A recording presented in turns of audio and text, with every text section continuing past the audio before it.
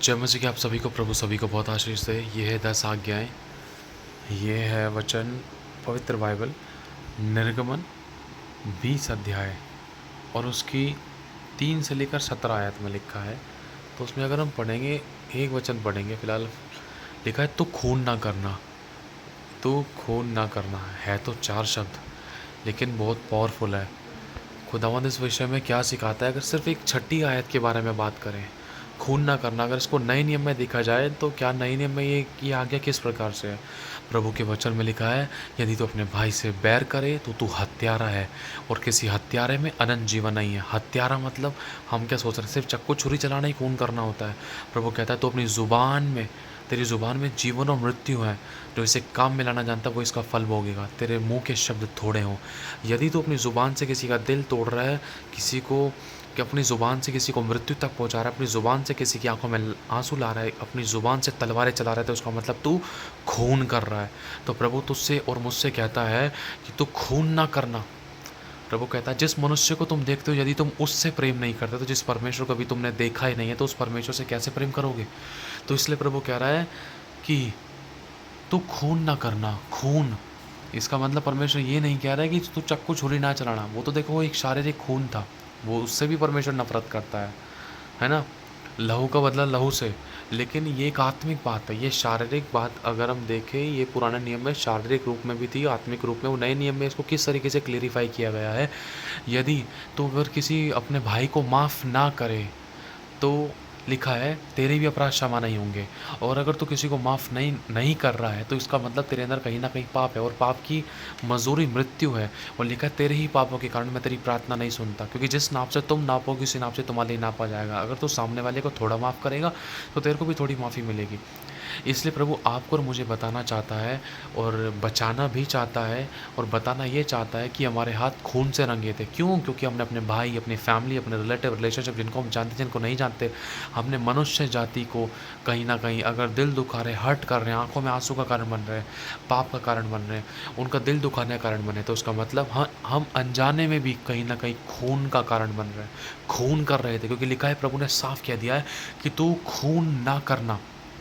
नए नियम में क्या बता रहा है प्रभु, कि नए नियम में साफ लिखा है कि यदि तू अपने भाई से प्रेम ना रखे, क्योंकि प्रेम बलिदान को दर्शाता है। जिसके अंदर प्रेम है वो माफ़ करता है, दया करता है, अनुग्रह करता है, क्षमा करता है, वो चुप लगाकर सहता है। लेकिन जिसके अंदर प्रेम नहीं है वो दोष लगाता है, बुराई करता है, कमी निकालता है, ठट्टा करता है, अनादर करता है, और गाली गलौज करता है, अपना बदला लेता है, और गलत व्यवहार करता है, गलत विचार, गलत काम, गलत शब्द, और क्रोध करता है ना। क्रोध और हत्या, अगर हम पढ़ते हैं खून के बारे में, हत्या के विषय में ही बता रखा है। अगर हम मत्ती की पुस्तक पढ़ते हैं तो हत्या, खून करना, ये जान लेना या मार देना, कहीं ना कहीं ये शब्द एक मृत्यु, हत्या, खून, और ये कहीं ना शब्द ये कुछ इस प्रकार से हमें प्रकट करते हैं कि अगर हम किसी मनुष्य को अपनी ज़ुबान के द्वारा, अपने व्यवहार के द्वारा सता रहे हैं, या किसी को माफ़ नहीं कर रहे हैं, किसी को तड़पा रहे हैं, अपनी ज़ुबान के द्वारा किसी की आंखों का आंसू का कारण बन रहे हैं, तो इसका मतलब जिस मनुष्य को हम देख रहे हैं हम उससे प्रेम नहीं कर रहे हैं,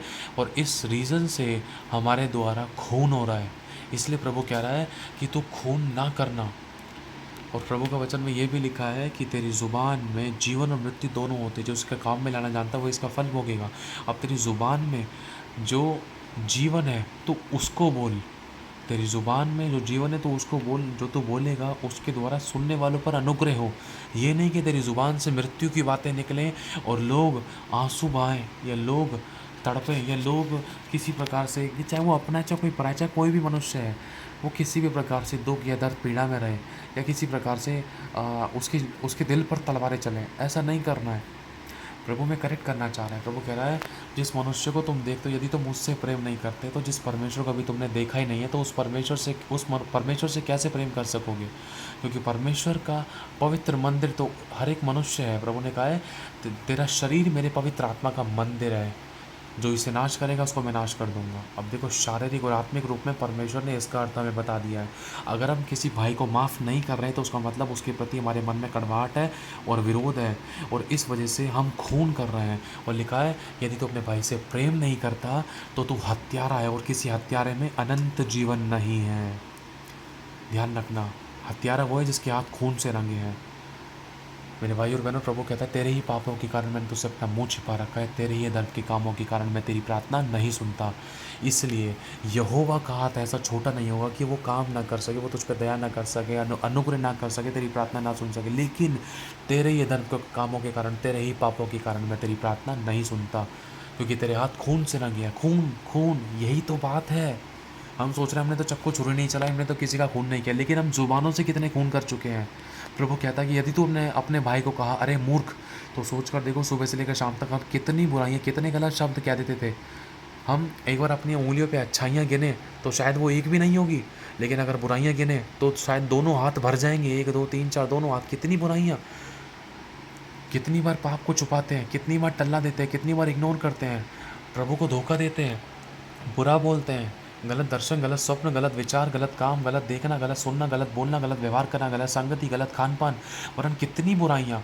पाप के कामों में हाथ मिला देना, ठट्टा कर देना, बुराई के कामों में हाँ मिला देना, हाँ वो तो है ही ऐसा, चुगली, निंदा, फूट, विधर्म, ढाम, मतवालापन, लीला क्रीड़ा, ईर्ष्या, गलत चीज़ें देख लेना।